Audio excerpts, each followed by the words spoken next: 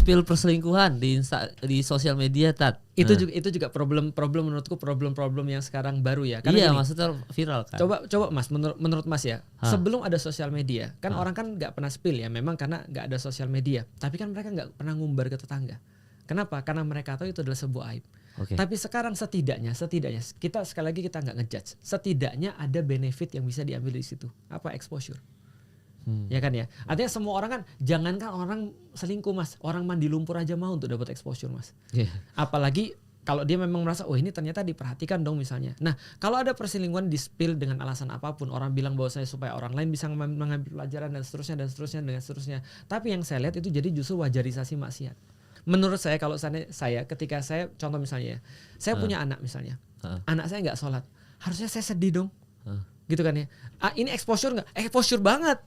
Anak Felix Show tidak sholat, coba exposure nggak? Exposure banget dong. Yeah. Tapi kan saya kan sedih, harusnya kan saya tutupin.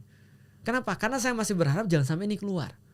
Lah kalau ini keluar Mas, pertama nggak ada kebaikan bagi anak saya, dia akan bilang tuh bapak saya nggak sholat malah udah diumbar kemana-mana. Tadi niatnya baik loh.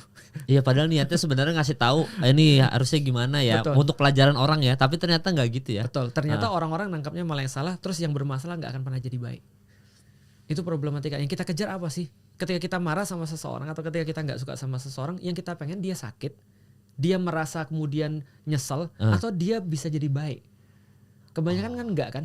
Nyeselnya ya, iya betul. concernnya. Nyeselnya atau dia minimal merasa apa ya? Kayak apa ya? Dia merasa kayak apa ya? Dia pembalasan tuh harus lebih sakit gitu loh. Dia merasa sakit. Jadi kita tuh melakukan sesuatu untuk kepuasan kita, bukan untuk dia berubah. Wah, itu salah udah tuh Tat ya. Bukan salah lagi. Lah tujuannya apa? Jangan sampai ini menjadi wajarisasi. Besok-besok kalau ada orang melihat, ada orang punya masalah dalam kehidupan dia akan segera menjadikan ini konten dulu.